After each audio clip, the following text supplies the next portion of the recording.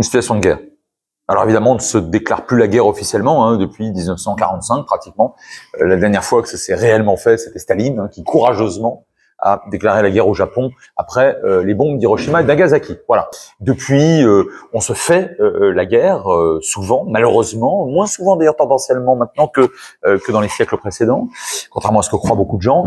Mais oui, aujourd'hui, ce n'est pas seulement une frappe ou une menée hostile d'Israël vis-à-vis du régime iranien. L'état-major israélien, le gouvernement israélien ont décidé d'en finir avec l'épée de Damoclès, en tout cas c'est comme ça qu'il se représente, hein, le processus de nucléarisation potentiellement militaire de la République islamique d'Iran.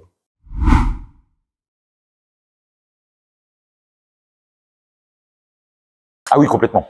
Autant il y a débat, et on le voit ô combien depuis des années, et depuis le 7 octobre peut-être même plus particulièrement, sur la guerre à Gaza. Vous avez des questionnements identitaires, politiques bien évidemment, humanitaires hein, aujourd'hui, hein, et quand on voit que plus des 2/3 de la population israélienne, plus des 2/3 constamment ces derniers mois, reprochent au gouvernement la manière dont il fait la guerre, évidemment, on a des débats très importants qui d'ailleurs reflètent le caractère très vivant de la démocratie israélienne. En revanche, sur l'Iran, pas du tout. Absolument pas, puisque là, c'est perçu, le nucléaire iranien est perçu comme une menace existentielle, et c'est un dossier strictement militaire. Là, pour le coup, c'est vrai. Enfin, d'ailleurs, j'ose espérer, parce que le gouvernement israélien, me semble-t-il, ferait une gravissime erreur en tentant de doubler d'augmenter en quelque sorte son opération militaire d'une opération politique visant à la destitution du régime, parce que là on entre dans des considérations qui sont beaucoup plus complexes.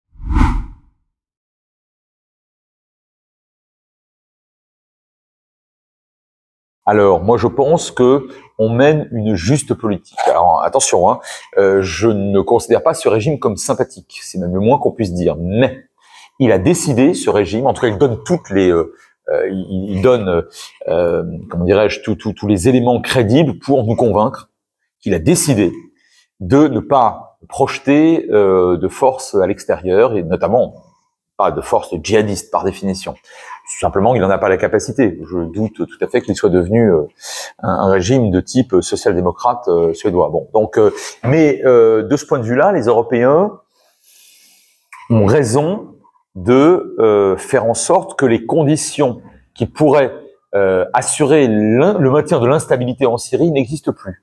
Donc, le social et l'économie. De toute façon, c'est à peu près tout ce que les Européens peuvent faire. Bon. Et la situation en Syrie, elle est tellement catastrophique sur le plan social et humanitaire aussi, que je pense que c'est plutôt une bonne chose.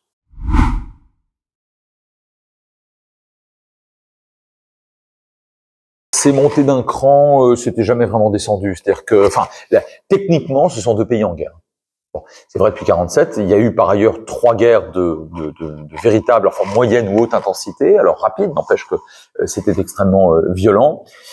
Je ne sais pas si les historiens considéreront ce qui vient de se passer comme étant, comme incarnant la 4e guerre. Je crois pas.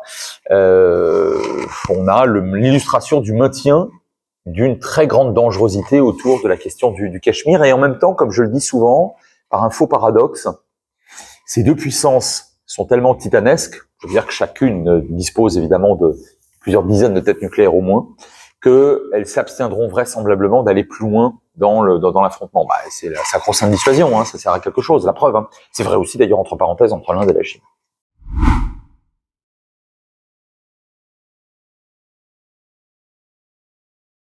Alors il y en a 7, hein. Il y a 7 raisons géopolitiques espérées. Je vous donnerai pas du tout les 7. Elles constituent autant de chapitres.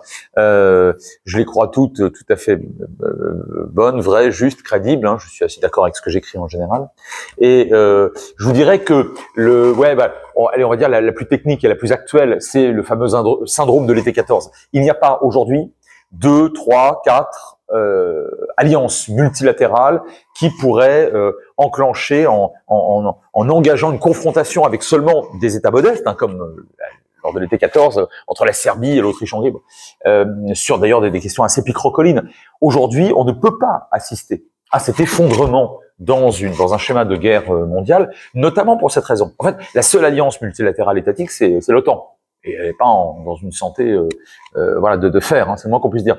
Il y en a pas d'autres. Et ça, c'est l'une des conditions sine qua non de l'avènement d'une guerre mondiale. Voilà. Il faut absolument défendre l'idée démocratique, bien sûr, et dans un cadre démocratique de la nation, face aux tentations ethnicistes, communautaristes, claniques, aux extrêmes souvent, hein, et notamment l'extrême gauche en ce moment, mais pas seulement. Et bien sûr chez les extrémistes religieux. Donc il faut absolument défendre la République, il faut aller au lab de la République et plus particulièrement à Autun, parce qu'on va y parler aussi égalité citoyenne, mais de manière extrêmement crédible. Je vous donne un point qui me tient vraiment à cœur, c'est l'égalité stricte, la stricte égalité devant la loi, mais aussi en termes de respect et d'estime des femmes par rapport aux hommes. Et je n'ai pas parlé de guerre, des genres ou des sexes. Je parle d'une égalité très concrète, civique, citoyenne. Voilà, ça, le lab de la République le défend. De la même manière que nous parlerons de populations qui vivent dans la détresse, notamment au Moyen-Orient et au Caucase. Je pense en particulier à un certain nombre de Kurdes et d'Arméniens. Bon, donc pour toutes ces raisons, il faut absolument, bien sûr, adhérer au lab de la République et venir à l'université d'été d'Autun.